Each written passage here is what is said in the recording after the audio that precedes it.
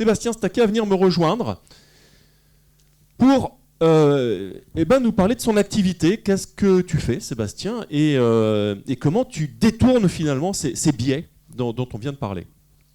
Bonsoir à toutes et à tous. Donc, je suis coach professionnel en entreprise, préparateur mental du sport. Donc, j'accompagne des sportifs de haut niveau, des dirigeants d'entreprise. Et en fait, juste pour introduire un peu ce que vous venez de vivre à travers un mot, chacun a sa propre interprétation. Et je voulais mettre ça en parallèle avec tous les tests de personnalité que vous connaissez, en tout cas en entreprise, qui peuvent être le MBTI, qui peuvent être ProcessCom, qui peuvent être Dynastrat, etc. Donc tous ces outils sont des tests de personnalité, mais où on a en fait finalement, où il manque, je dirais, une dimension objective finalement de répondre simplement à un questionnaire, parce qu'on a uniquement des données qui sont pas très mesurables, puisque à l'instant T, dans un contexte particulier, si on vous demande est-ce que j'aime travailler en équipe, ouais, parfois on va dire oui, parfois on va dire non. En fait, on n'est pas vraiment plongé finalement dans ce propre test en tant que tel, et ça apporte beaucoup de biais cognitifs quelque part. Donc les tests en entreprise, malheureusement aujourd'hui en recrutement, on utilise beaucoup ces tests-là, qui sont somme toute subjectifs, puisqu'on n'a pas d'impact réel finalement post-évaluation, en tout cas post-analyse de qu'est-ce qu'on en fait. Donc d'où la dimension, en fait, aujourd'hui, moi j'utilise des outils de neurosciences. On peut peut-être passer... voilà. Donc des outils de neurosciences avec Omind Neurotechnology. Donc en fait, on va avoir quand même ces données psychométriques dans la mesure avec des questionnaires, mais on va la croiser avec une expérience de réalité virtuelle et de serious game. Le fait d'être plongé en situation dans un jeu, qui sont des jeux en fait testés en laboratoire, qui sont des jeux psychologiques, ou une expérience de réalité virtuelle, on va avoir des données, des mesures physiologiques, neurophysiologiques, donc on va apprendre le rythme de votre cœur, la sudation, on va apprendre la manière dont votre rétine va bouger à travers le jeu, donc il y a différentes phases dans l'expérience, et ça va donner quoi? Ça va avoir des données objectives de l'expérience, et on va pouvoir déceler des mesures d'impact très concrètes post-expérience pour comprendre ce qui s'est passé. Et ce qui est intéressant, c'est surtout de voir notre propre perception d'une donnée, par exemple, prise de risque. Si je prends un exemple, on va analyser votre prise de risque dans un jeu. Et vous, en amont de ça, on va vous demander, est-ce que vous avez tendance à prendre des risques dans votre quotidien, dans votre travail, dans le sport? Vous allez répondre peut-être oui. Et sauf qu'on va se rendre compte dans la mise en situation qu'en fait, vous ne prenez pas du tout de risque. Vous êtes fond de fauteuil. Si on vous demande de tirer sur quelque chose, vous allez résister ou vous allez rien faire. On va vous perturber, on va vous plonger directement dans votre zone de stress, et ça va permettre de déterminer la distorsion qu'il va pouvoir y avoir entre votre propre perception et la réalité de votre corps. Finalement, ça rejoint un peu les préférences motrices, votre propre réalité. Et c'est ça qui est intéressant en fait, que je trouve dans l'expérience, et qui va faire qu'on va pouvoir justement donner une notion de, je dirais, dimensionnelle plutôt que catégorielle dans des tests de personnalité plutôt classiques. Là, on va replonger la personne dans son contexte, malgré tout, mais on va avoir une donnée dimensionnelle, puisqu'on va pouvoir évaluer justement concrètement ce qui s'est passé dans la mise en situation. Et c'est ça qui est super intéressant. D'ailleurs, quand on regarde, on vous a demandé si vous aviez déjà fait des tests de personnalité. À 54% d'entre vous, vous avez déjà fait des tests de personnalité. La connaissance de soi, on l'a évoqué déjà tout à l'heure, elle est cruciale. Donc là, la question qui vous a été posée, c'est à quel point vous pensez vous connaître, vous reconnaissez vos pensées, vos émotions, votre corps. Je suis assez surpris de voir la linéarité. En fait, les chiffres sont identiques. Vous connaissez votre corps autant que vous pensez vos émotions. L'homogénéité. L'homogénéité. Merci. Dès que j'ai des mots que je cherche, je te sollicite, Fabrice. Et donc, voilà. Et la troisième question qui vous a été posée, quel est le degré de connaissance de vous-même? Donc, effectivement, on ne se connaît pas totalement. On a besoin parfois d'éléments extérieurs. Simplement, la limite de ces tests de personnalité, c'est qu'ils sont dits catégoriels. Qu'est-ce que tu peux me dire par rapport à ça?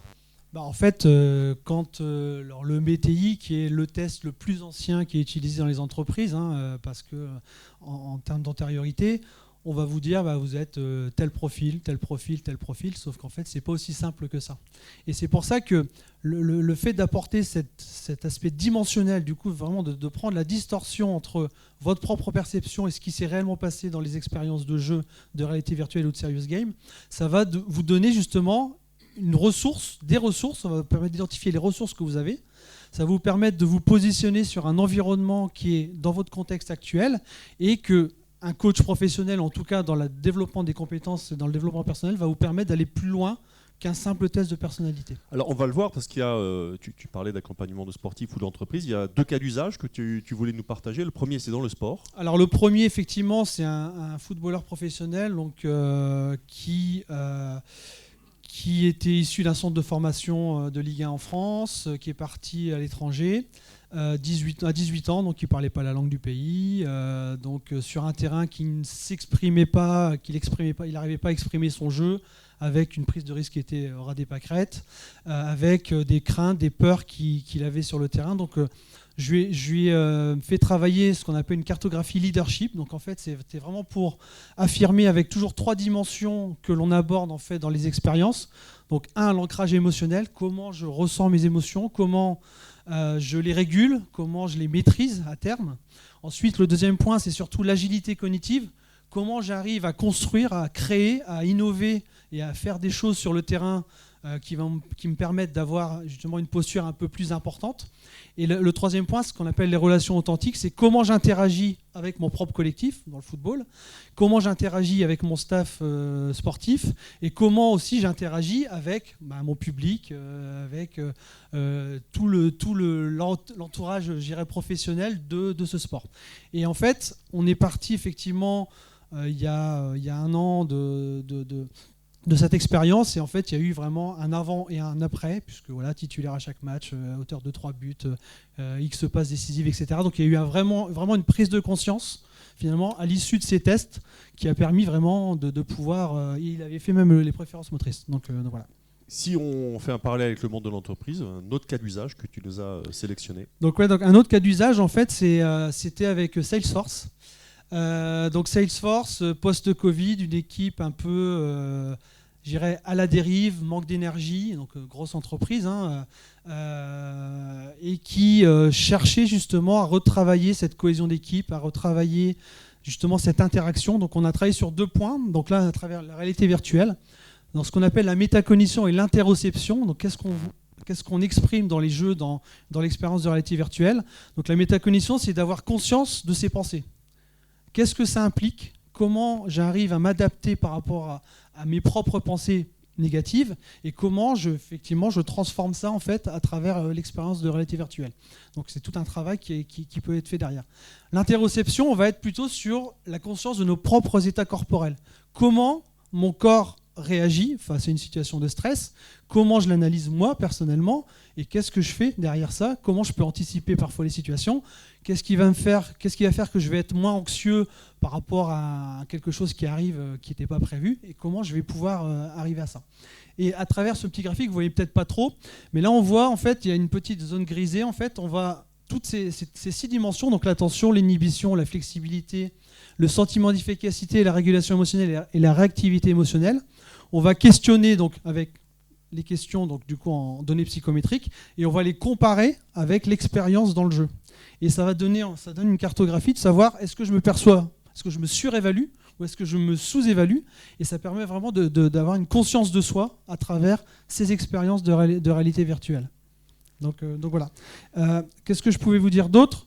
Donc je voulais finir par ça. Donc cette dimension, donc cette nouvelle dimension, je dirais, avec ces nouvelles technologies, ça permet de répondre à plusieurs questions. La première, c'est comment, la connaissance de soi, on en parle de plus en plus et on est déjà au-delà. Est-ce que j'ai conscience de moi, en fait, concrètement ?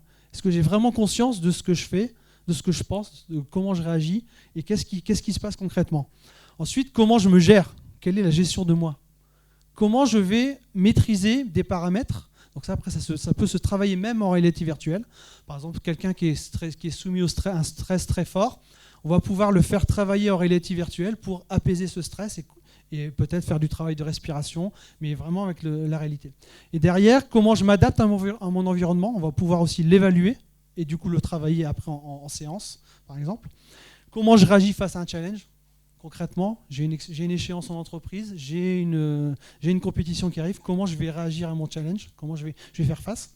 Et les deux dernières, c'est comment je me ressource. Donc là, pareil, ça permet d'identifier mes propres ressources dans les 3 dimensions, ancrage émotionnel, la partie cognitive et la partie relation aux autres. Et le dernier, c'est comment je m'adapte à ça, comment je fais pour m'adapter à ces situations, et du coup, comment je peux faire face à tous ces enjeux, qu'ils soient dans l'entreprise ou dans le monde sportif. Merci Sébastien, bravo à toi pour tout ce que tu fais.